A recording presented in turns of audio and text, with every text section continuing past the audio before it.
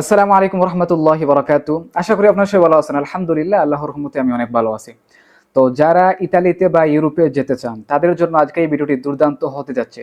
তার আগে আপনাদের কাছে আমার অনুরোধ থাকবে আপনি চ্যানেলটি সাবস্ক্রাইব করেন, কারণ আপনি যদি বাস্তবে ইউরোপে যেতে চান আমি মনে করি আপনি এই চ্যানেলটি সাবস্ক্রাইব করে রাখতে পারেন, কারণ এই চ্যানেলে আমি ইউরোপের ইনফরমেশনমূলক ভিডিও দিয়ে থাকবো ইনশাল্লাহ।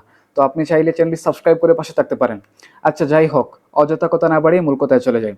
তো আপনারা যারা ইতালিতে যেতে চান বা ইউরোপে যেতে চান, ইউরোপে ঢুকতে চান, তো তাদের জন্য আজকের এই ভিডিওটি।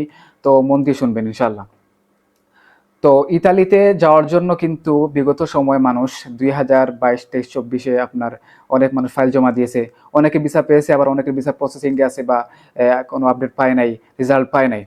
তো তাছাড়া 25 সালে অনেক মানুষ জমা দিয়েছে, মোটামুটি ভিসা পেয়েছে, অনেকের ভিসা এখনো মানে প্রসেসিংয়ে আছে। তো এরকম।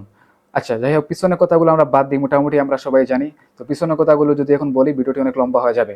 তো পিছনের কথাগুলো যদি আপনারা বিগত বছর ইতালিতে ভিসা হয়েছে কেমন কি না হয়েছে সেগুলো যদি আপনারা জানতে চান, তাহলে আমাকে কমেন্টে বলবেন ইনশাল্লাহ। বিগত বছরের ভিসা কেমন হয়েছে কি হয়েছে, তো সেগুলো সম্পর্কে আমি একটি ভিডিও নিয়ে আসবো ইনশাল্লাহ।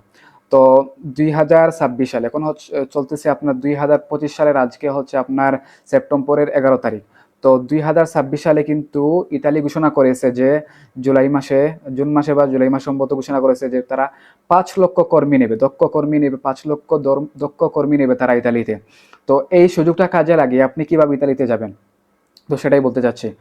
তো 2026 সালে আপনি যদি ইতালিতে যেতে হয় তাহলে আপনার যে বিষয়গুলো লাগবে, যেগুলো ইম্পর্টেন্ট হবে, সেগুলোর মধ্যে অন্যতম হচ্ছে আপনার কোনো একটা স্কিল থাকতে হবে, কোনো একটা কাজ জানা থাকতে হবে। তারা বলেছে কিন্তু স্কিল ওয়ার্কার নেবে। আচ্ছা শুনেন, আপনারা অনেকে বলেন কি, আমি তো ড্রাইভিং জানি, আমি তো কার চালাইতে পারি, আমি ড্রাইভিং জানি, তো আমি তো আমার একটা কাজ জানা আছে, এটা দিয়ে আমি চালিয়ে নিতে পারবো। না, কার চালানো, ড্রাইভিং করতে পারা এটা কিন্তু স্বাভাবিক, এটা ইউরোপের জন্য স্বাভাবিক। কারণ হচ্ছে ইউরোপের নাগরিকরা কিন্তু প্রায় সবাই ড্রাইভিং চালাতে পারে। তাছাড়া বাইরের দেশ থেকে সবাই যে মানে আপনি এক কথায় হচ্ছে ড্রাইভিংয়ের এই যে চাহিদাটা কিন্তু মানে ইউরোপে খুব কম। আপনি পাবেন, আপনি যদি প্রাইভেটলি একটা কার কিনে নেন, সেখানে পার্মানেন্ট হওয়ার পরে আপনি যদি কার কিনে আপনি নিজে প্রাইভেট ভাবে গাড়ি চালান, সেটা আপনার ব্যাপার। কিন্তু আপনি যে এই গাড়ি চালিয়ে ইনকাম করবেন, সেটা কিন্তু মানে এতটা সহজ না। আর গাড়ি চালিয়ে আপনি ফুড ডেলিভারি দিতে পারেন, কিন্তু সেটা পাওয়াটা অনেক কঠিন বিষয়। আচ্ছা, যাই হোক, প্রথমত আপনাকে স্কিল ওয়ার্কার হতে হবে। যেমন আপনি অনেকে আবার বলতে পারেন যে আমি তো কম্পিউটার কাজ জানি, কম্পিউটার বেসিক বেসিক এটা কিন্তু ভাই অনেকে সবাই মোটামুটি জানে, এটা কিন্তু ইম্পর্টেন্ট না। আপনি যদি ইলেকট্রিশিয়ান হন, আপনি যদি একজন ইঞ্জিনিয়ার হন, প্লাম্বার হন, বা আপনি একটা দক্ষ স্কিল, আপনি যদি মোবাইল সার্ভিস করতে পারেন, আপনি যদি চুল কাটতে পারেন, তাছাড়া আপনি আরও অনেক কাজগুলো আছে যেগুলো আমার এখন মনে হচ্ছে না। তো অনেক দক্ষ কাজগুলো আছে, আপনারা অনলাইনে সার্চ দেখতে পারেন যে ইতালিতে কোন কোন কাজগুলো চাহিদা আছে বা ইউরোপের দেশগুলোতে কোন কোন কাজগুলোর বেশি চাহিদা আছে, সেইগুলো আপনারা শিখেন। সেগুলো শিখলে কি হবে, আপনার মানে সহজে আপনি ইতালিতে ইউরোপে যাওয়ার পর আপনার কাজ পেয়ে যাবেন। তো ইউরোপে আপনার ইতালিতে 2026 সালে যেতে হলে আপনাকে মাস্ট যে কোনো একটি কাজ জানতে হবে।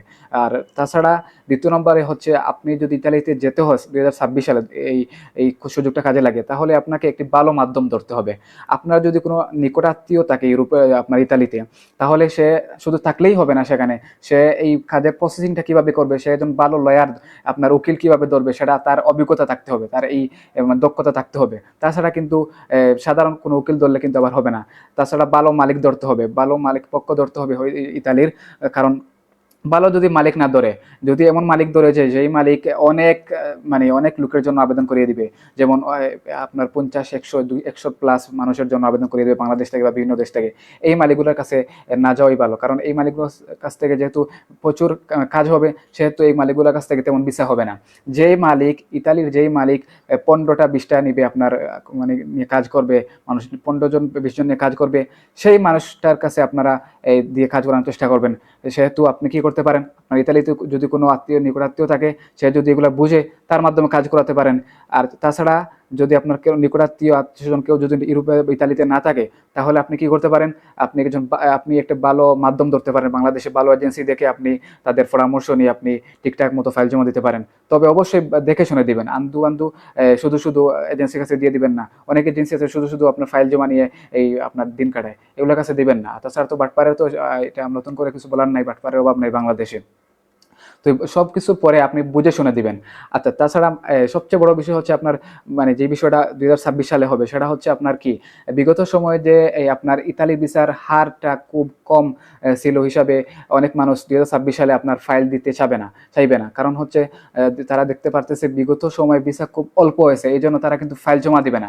এটা কিন্তু আসলে মানে আমি বলব এই চিন্তা না করে আপনি ঠিকঠাক মতো আপনি দ্রুত ফাইল জমা দিতে পারেন ঠিকঠাক মতো বুঝে শুনে। কারণ হচ্ছে ইতালিতে কিন্তু আপনার ২০২৬ সালে এই প্রায় ১ লক্ষর মতো মানুষ নেবে। তো এর মধ্যে আপনি যদি ঠিকঠাক মতো ফাইল জমা দেন আপনার ভিসা হয়ে যেতে পারে। কারণ তারা যেহেতু দক্ষ কর্মীর কথা বলছে সেহেতু তারা এই মানুষগুলো তারা দ্রুত নেবে। তারা এগুলা আসলে আপনার ওই যে নিয়ে বেশি দিন রাখবে এরকম মনে হচ্ছে না। কারণ খুব ভালো একটা মানে বোঝা যাচ্ছে যে ভালো কিছু হতে যাচ্ছে ২০২৬ সালে। এইজন্য আপনি যদি দক্ষ কর্মী হয়ে থাকেন, ভালো সুযোগ মাধ্যম থাকে, আপনি নিশ্চয়তার মধ্যে আপনি থাকেন, তাহলে আপনি ফাইল জমা দিতে পারেন।